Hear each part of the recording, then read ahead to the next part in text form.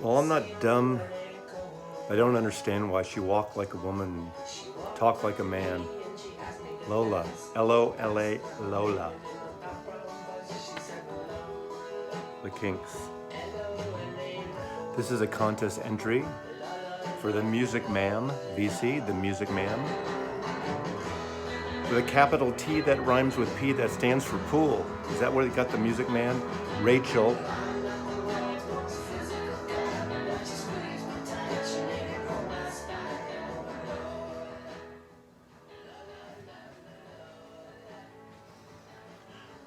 Rachel has had this channel, TheMusicMam, just for a couple months, and she's already over. This is a 100 subscriber contest. She's well on her way beyond that, close to 150 by now, maybe, give or take. This is her contest, 100 contest. It's about Gender Bender. Gender Bender, 5 records or so, or 5 music-related things. I know she talked about lyrics. I'm not getting into just lyrics, but there's sort of a wide array of making selections. I know Cosmic Brian did a really wonderful video on this. I just love Cosmic Brian. I want to hang out with Cosmic Brian. Cosmic, I want to hang out with a lot of the VC members and just sit and chat. But anyway, Rachel has been a very wonderful supporter, and she's reached out to me several times, and I try to encourage her to make her own videos, and she would comment on my posts under, was it genealogy? I forgot the full name, but really amazing, wonderfully, just great support, and I feel honored to have her as a viewer on my channel, and so I obviously want to support her on her channel, and big Beatle freak. So there's one little Beatle connection thing here. But Gender Bender, man, this could be a hard one to tackle in some ways. There's the cliche things of, so many male rock bands dressing up as women just in drag. I mean, that's the simplest, I hate to say simple, and not to cheapen anything, but a way of portraying that. Just in terms of that, I'll just showcase the New York Dolls here. And I could pretty much show, David Bowie, and I can show the Rolling Stones and Mothers of Invention. I brought my records. But I'll get into a couple other things. So stand by.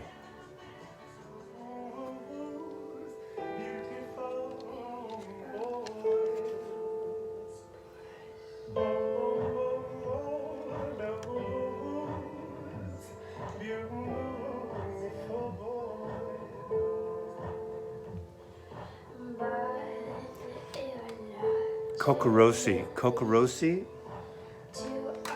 I have 3 of their EP and albums. Early, mid-2000s. 2 sisters, 2 Americans. Estranged sisters in a way. Meet up in Paris and start Kokoro See.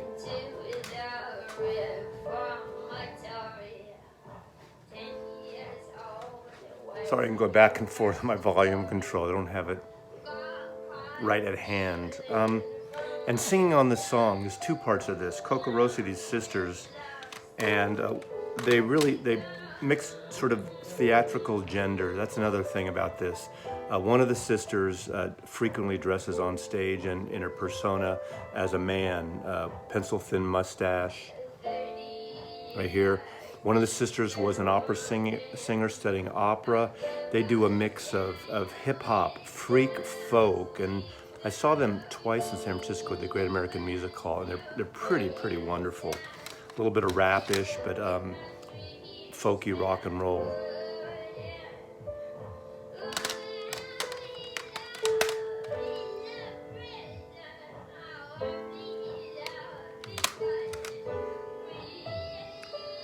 And on this song, there's a singer who used to be Antony from Antony and the Johnsons, and he's singing the refrain coming up right here in a minute. And Antony transitioned, now is, I believe it's pronounced Antony, Anohi. That's her.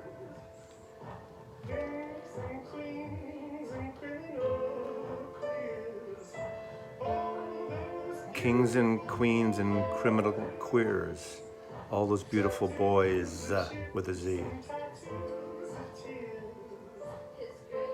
I just think the three of them just mix wonderfully on this record. And so this was recorded when she was Antony, when she was he. Get my pronouns right here. Apologize if I miss on that. But this is the only solo album, or the album I have, when Antony was Antony and the Johnsons. Gorgeous record. What a range. Now, she was born in England. About the 1980s, her family moved to San Francisco. Then she moved to New York. Has collaborated with a lot of artists. Has a really mix of operatic, folky, you know, just it's hard to describe. It's a lot of I'm fusing things. A lot of mix of music. And another thing I should show you, which is out of my grasp here. Oh, here we go. I first got to know Antony being on this film and soundtrack, and she was amazing. If It Be Your Will, the rendition of If It Be Your Will on this movie and this collaboration and this tribute to Leonard Cohen is just stunningly beautiful. So she's now Antony. I haven't heard her recent music, and it's someone I just realized I need to kind of jump in on, because I've seen some videos of her perform, and she's just gorgeous.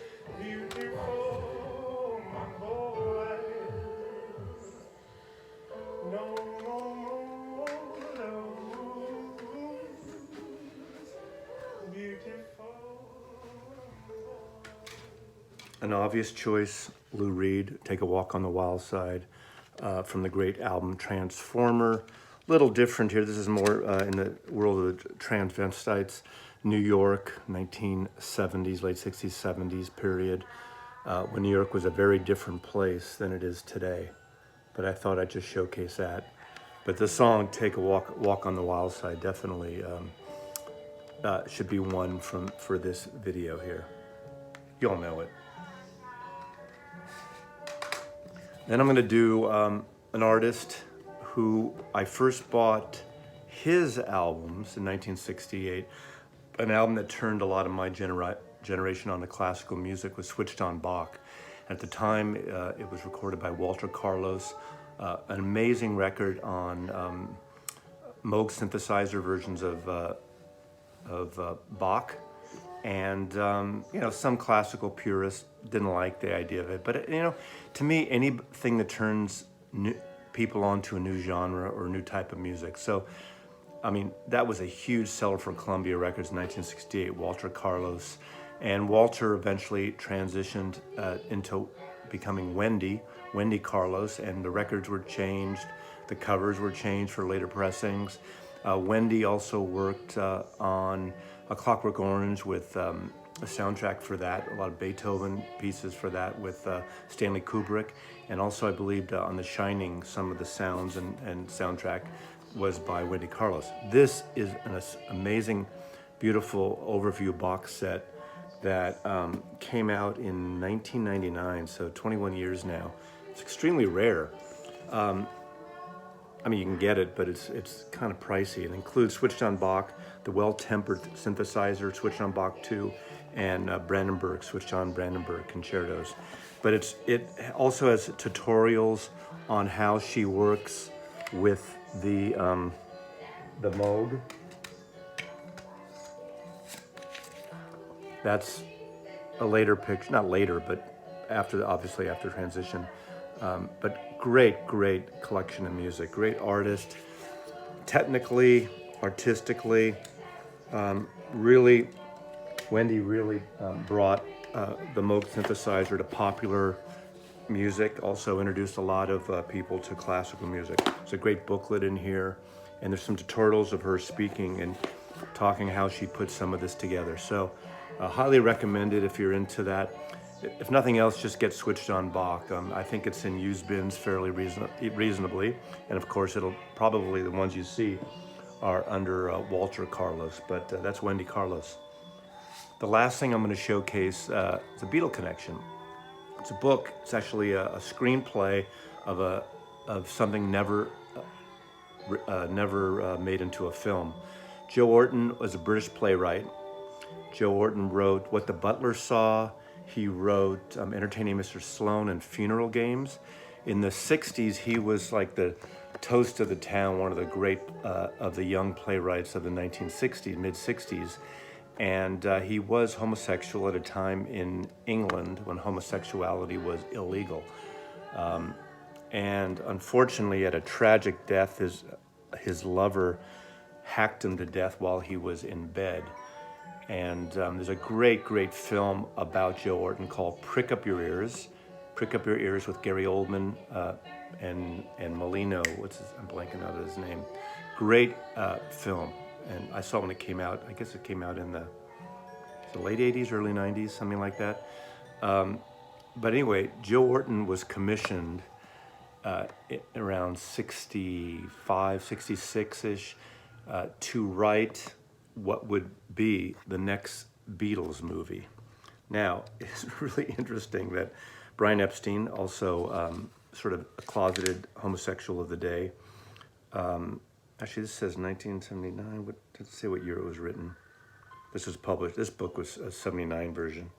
Anyway, Brian Epstein commissioned him to write a screenplay for what would be the next Beatles movie. Obviously, they never made a feature film except for Yellow Submarine, which was animated, not even their voices. They didn't have a lot to do with it. But this is called Up Against It. And the irony was Brian Epstein, I think, was a little taken back, which is surprising considering, but he was so polite and so well-mannered. And this is about, I haven't read it in about 20 years, but the basic premise is the Beatles would portray four personalities, like schizo personalities of one person. And there's scenes of sort of homosexuality, there's scenes of them in bed together and things that Brian Epstein just didn't want his lovable lads, even by 1966 or 67 or beyond, to be portrayed in this way. So obviously it was never made into a movie. I think it'd be really interesting for someone to turn this into a movie today. I'm not sure who would play the parts and make it interesting, but I need to reread this because it's been quite a book.